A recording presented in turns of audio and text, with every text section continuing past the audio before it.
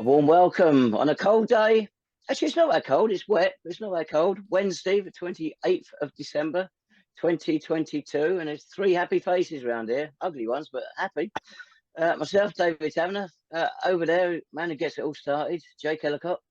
Hello, Dave. Hello, Lee. Hello, everyone. And what a Merry Christmas it has been.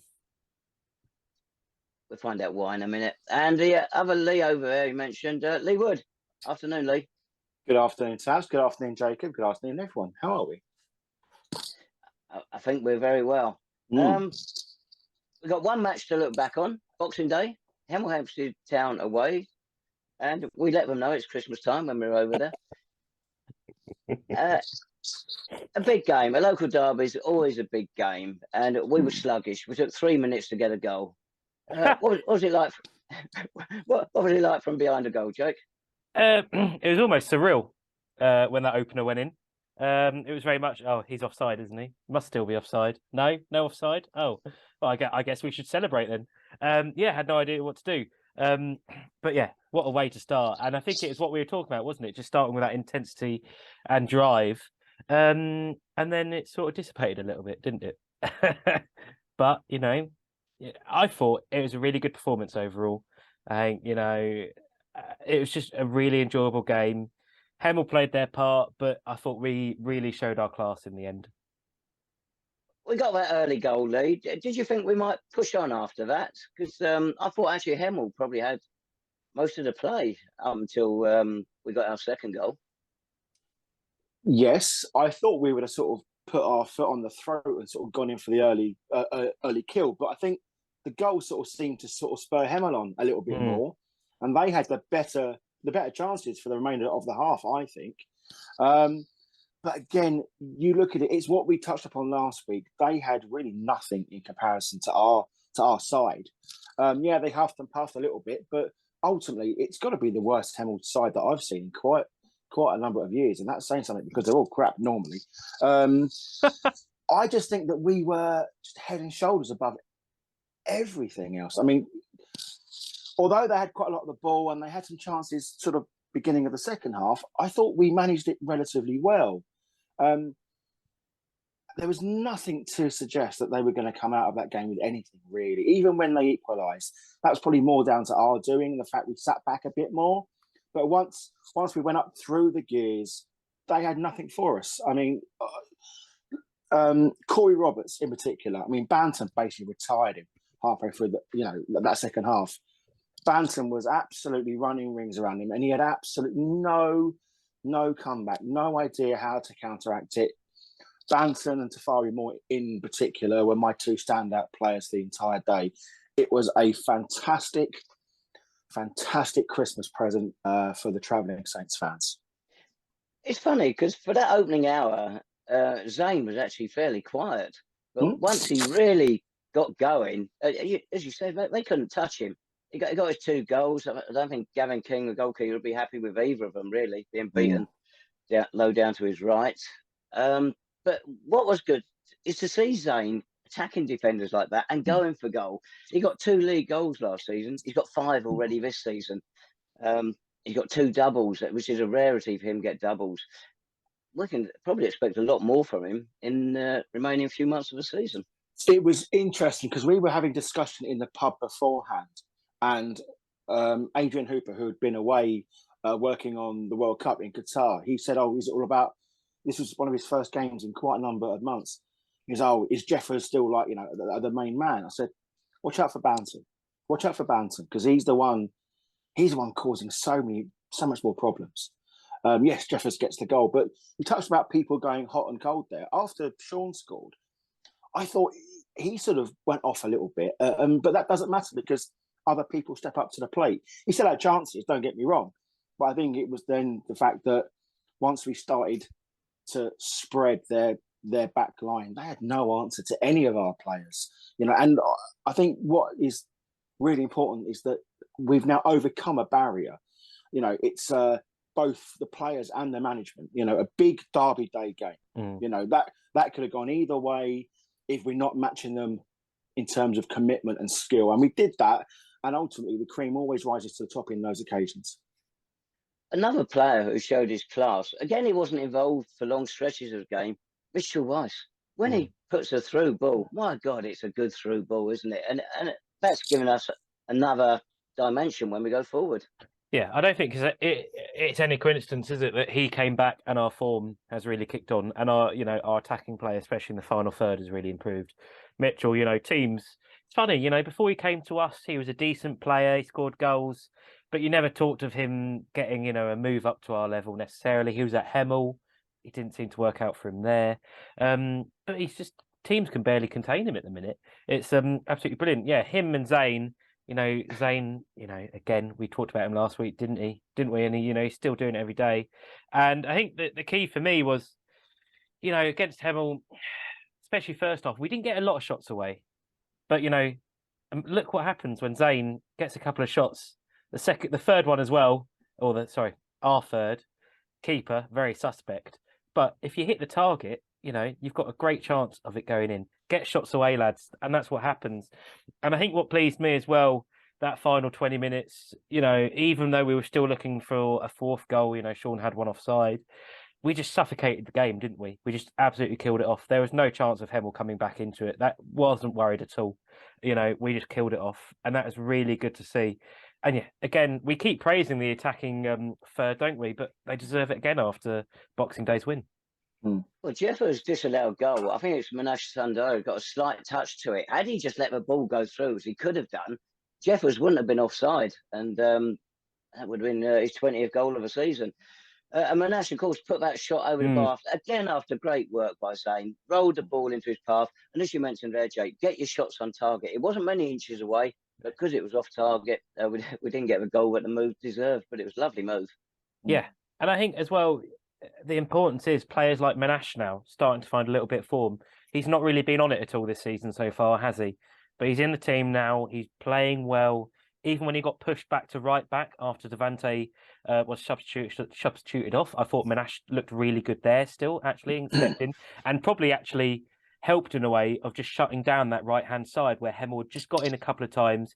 I thought Monash just sat back a bit more defensively. And I think that just comes with confidence.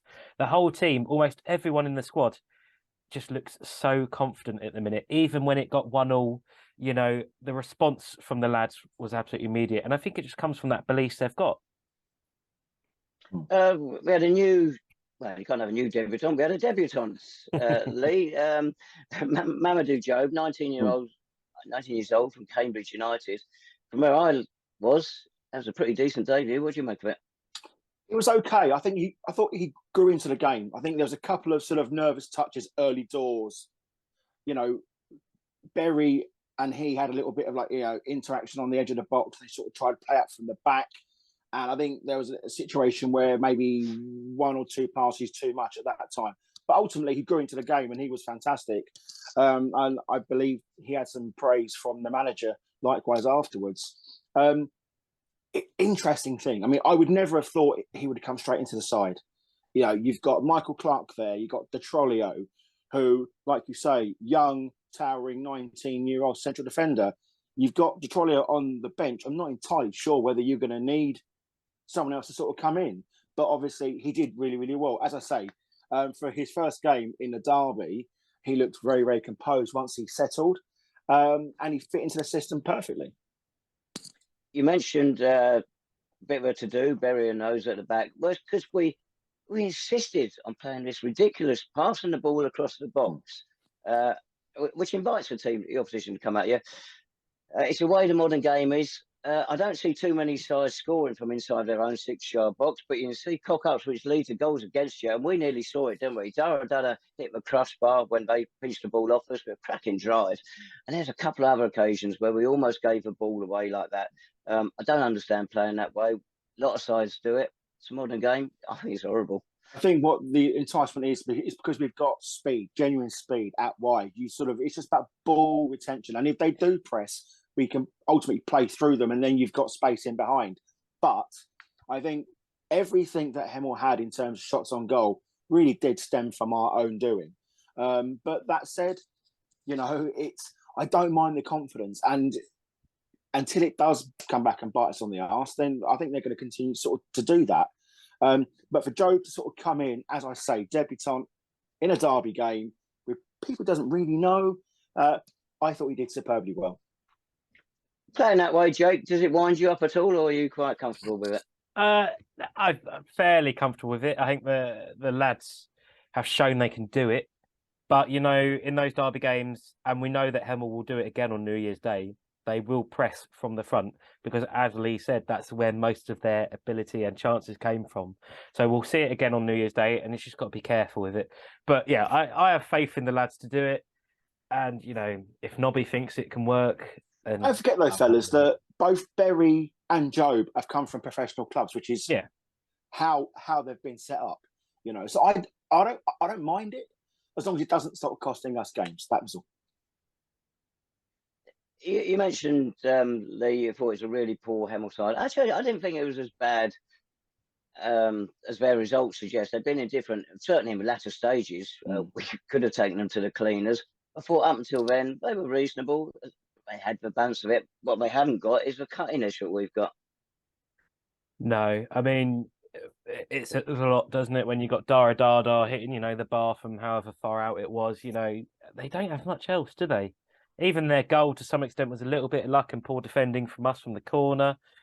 Yeah, not a great team. They don't have that cutting edge. And I think, you know, we've got to be careful on New Year's Day because Hemel are a wounded animal and Mark Jones is under pressure there now at Vauxhall Road.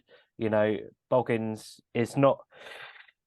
You know, he's pretty hasty in making decisions. I think, you know, the pressure's on Hemel as a whole, and they'll be looking to bounce back immediately.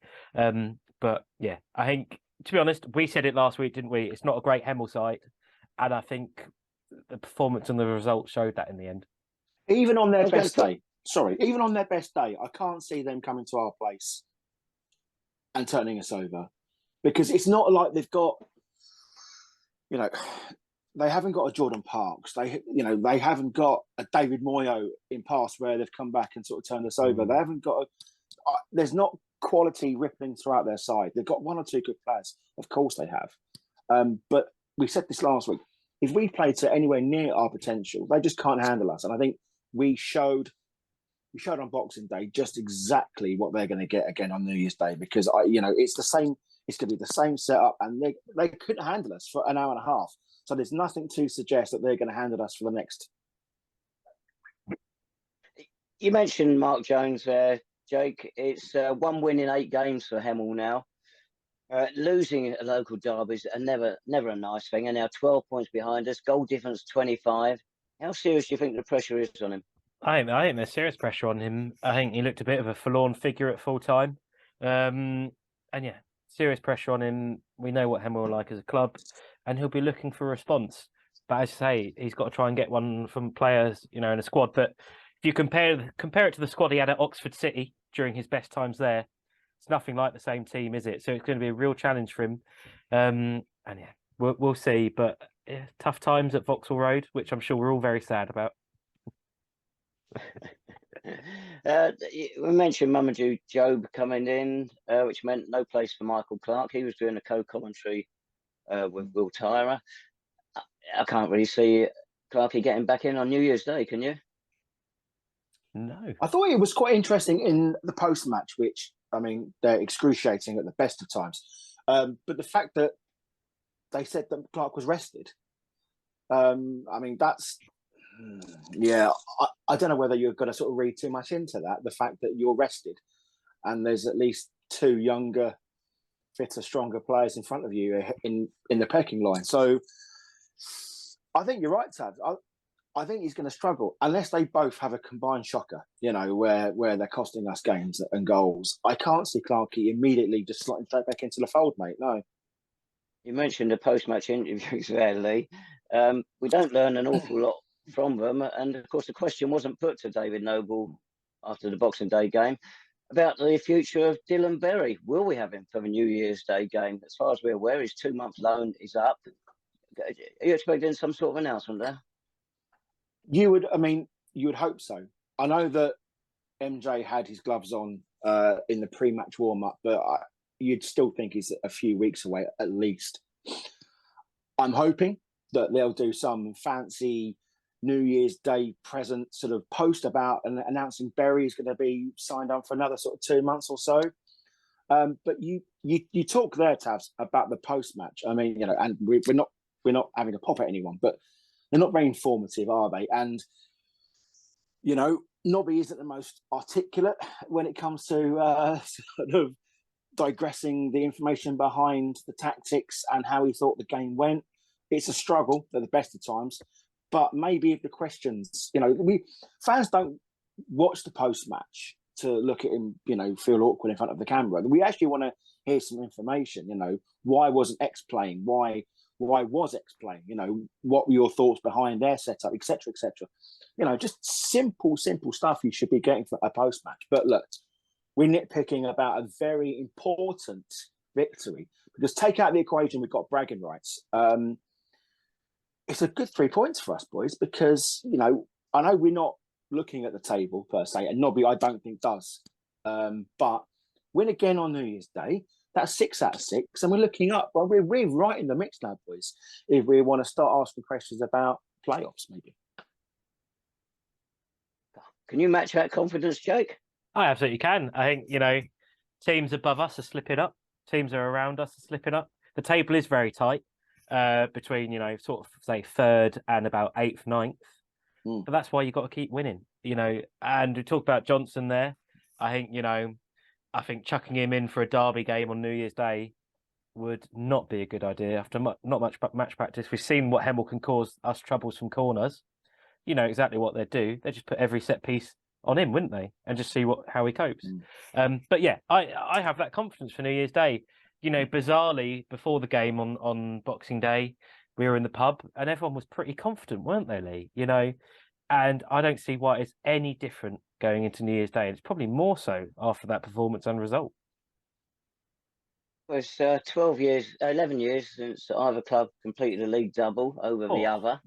So it'd be nice to end that stat. And I know you're both confident New Year's Day because you can't see Hemel offering a lot more than what we saw on Boxing Day. But a word of warning, Ebbsfleet United running away a bit. Now 3 straight defeats. They've lost pole position. They've got games in hand. Anything can happen, can't it?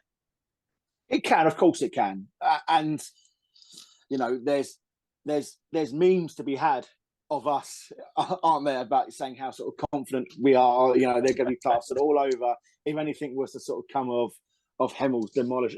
But the thing is, we were confident in the pub, Jake, because in the past they've had some good players. We could sort of maybe cherry pick 3 or 4, maybe even 5 that would walk into our side immediately. I don't see that this time around, and I think with the enthusiasm and the quality. I mean, there was a 6-pass movement in the second half where Farrimore, Banton, they were just. It was another level in comparison to what we've been watching under Ian. They were taking out players, missing 3 or 4 defenders, and they were through on goal. I said something to a few of the lads in the pub beforehand. They asked how it was all going. What do you think has changed? I just think, look, there's a confidence. The shackles have been released, and it is an absolute pleasure to watch, which is something we've not always had the ability to say for watching a St Albans side, let alone in a derby game when things are quite tense, things are quite, gritty, if you like. But I thought we had that to us as well. Yes, we had the flair, the passing, but also we had the determination to, get stuck in if needs be, get those tackles in. And I think it was all around performance, and I think it leaves us in excellent stead for New Year's Day. It's funny, Lee, you mentioned about David Noble not being articulate in the post-match interviews. We all know that. But he was a lovely footballer to watch, and he clearly is able to get his message across to the players. He's obviously, his football speak is very good. And it's the only message that counts, Tavs. In an ideal world, from this whole PR sort of commercialisation of the club, the amount of platforms we've got going out now, the icing on the cake would have, would for us be to have these fantastic, articulate, intelligent videos explaining to our fans worldwide about how he's masterminded this upturn in form. But we haven't got that. That's fine. Ultimately, no one really cares. It would be nice. the only talking that he needs to do is to the players and to get them the play they have been. Absolutely fantastic. Well, we mentioned Dylan Berry. A couple of other players, Ricardo Di Trollio, we mentioned. A couple of people, not connected directly to the club, suggested that other clubs may be looking at him, which could be one of the reasons why we've rested him lately, so they don't poke their noses in too far. Have you two got anything on that, or anything on Ben Smith, perhaps? I mean, if it is true about well, exclusive. If it is true about Trello, you'd like to see him put pen to paper on a contract, wouldn't you? I think, even if a club is sniffing around, get that done, and then even if he does go in January or whenever it is, it's going to be for a fair deal. But yes, we've heard a whisper about a different player, haven't we, Lee? We've heard that a certain Mr. Ben Smith, who I think has been out with an injury, hasn't he, lately, Dave? I think, was it an ankle knock? But before that, he really impressed, I think, for us in midfield. And I think a lot of people thought, we've already got our future central midfielder there. Yes, we've heard that apparently he signed a contract with the club, which don't believe has been announced yet. So it might not be true. We might end up with egg on our faces. But yes, by all accounts, Ben Smith has signed a contract with the club, which is excellent news, I think we'd all agree on. Absolutely. He does look a fine prospect, that's for sure. Absolutely. And, that's, the academy and the progress route that we've got now set up under our previous director of football. That's the whole point. Bring in young lads, put them on contracts, get them to play a part in our team. And when they move on, help them in their career and get some financial reward for St Albans City Football Club at the end of the day. And, if he signs another contract, signs a contract, I think that's a great first step. A couple other things going back to Sunday. I don't know when you got there. I got there about an hour before kick-off, and I walked around the ground. I was down that bottom end because the pitch slopes like Clarence Park, and the sun was coming so brightly down that bottom end. You couldn't see a thing looking forward. And so it's no wonder when Hemel won the toss, they kicked downhill first half, but in quarter now, I think the stand at the other end had blocked the sky out. I don't know if you noticed that at all before the game. No. We were at least 6 points down, mate. So I think our vision was going to be blurred regardless of where the sun was. I would, I would like to mention our support on Boxing Day. So I was coming on to next. Yeah. Sorry, Dave. Go ahead. You start. No. I was going to pass it over to you, Jake. It sounded pretty good to me. Yeah, the crowd of 1,359 was the highest for a game between two clubs at Vauxhall Road. Really? Didn't know that. I thought our Saints support was really, really good on Boxing Day. Young and old, all together, really enjoyable, good atmosphere. Not as toxic as it has been in previous occasions and we've had issues with previously. I thought it was really, really good. And, I thought, once again, the Saints fans did themselves proud, I thought. I don't know what you, Lee, thought. I'm nursing the scars. When Zane's second goal went in, some little hood rat next to me sort of jumped on me and he sort of scratched my face. But you know what? If that's the worst thing that's going to happen, I'll take that all day long. But I could not agree more. I thought there were a couple of boring chants to be had, but apart from that, I mean, it was really good. The noise just reverberated around that stand, around the ground, and that gets into the players. And I think once you see all the players, once they've scored the goals, they've gone straight into the fans. And there's been a reluctance to do that over the course of the last year or so. But I think that interaction is slowly but surely returning. The players don't come into the bar as often as what they should do. But now they're coming to the terraces and they're applauding us and they're getting the jubilation back. They're getting the plaudits. And I think that is a bridge that is slowly being built back up between the fans and the players. And to have performances and winning games will often contribute towards that. Of course it will. And hopefully we'll see the same again on New Year's Day. I don't wish to be cynical, Lee, but this going up to the fans when you score a goal, I know all clubs do it, is to rub it in the faces of the opposition. It's a bit of time wasting to get them frustrated and all that sort of stuff. And one thing I will say, if you go home with two black eyes and a broken nose on New Year's Day, we've had a good day. Yeah, but that's normally a result of me upsetting Mrs. Wood. But that's a whole nother podcast entirely. David Tavener and cynicism often go hand in hand, Dave. So that's not really, odd, mate. But one thing I would say, of course, it is to rub it in the opposition faces, and you know what, we bloody love it. And just to see that. To see fans, as Jake said, I know it's a cliche, but young and old fans embracing in the manner in which and the players were there as well. I got a couple of pictures, which I know that Jake has pinched and sort of used for his own devices on social media. Image rights, obviously, the check's in the post, Jacob. Yeah, absolutely. If you know what a check is, my friend. But again, don't you find it? You must. So I take it you were at the side looking at all this unfold. As a person, of a particular age, it must be good to see. I know, okay. I was going to say ancient, but old is fine. It must be good though, mustn't it, to see your club, our club, so productive and so embraced in a victory, especially against Hemel as well, which is always nice. Well, we just go back a few weeks, and it was so sterile. Unfortunately, under Ian, it really had got sterile. Our football was negative, and that's not the way his sides play. It was bizarre to see us playing that way week after week, and to see the players unleashed, if you like, under David Noble. It is great to see. It is great. Yeah, and I think we've talked about it before, but those celebrations, those goal celebrations, there was a lot of young faces there on Sunday, Boxing Day. There was a lot of older fans that are still new fans as well. That will make them want to come back. That will make them want to go to maybe some more away games, go to Clarence Park more often. It was absolutely brilliant to see. And I think Ben Griffiths owes me a dry cleaning bill because I was at least covered in at least one of his beverages. Daren't say what was in the beverage, but I think most of us got covered in that, didn't we, Lee? So, yeah.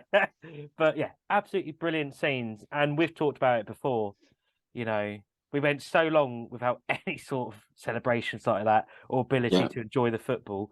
And now almost every City game at the moment is an absolute pleasure to watch. Well said.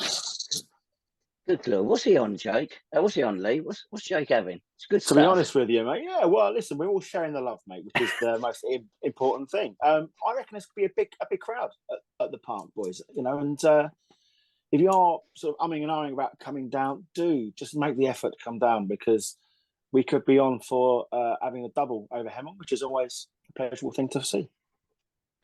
A quick word about the referee. I know you weren't at FC Lee. You were, Jake. Abigail Burns, the second time we've had this season, and been quite impressed both times.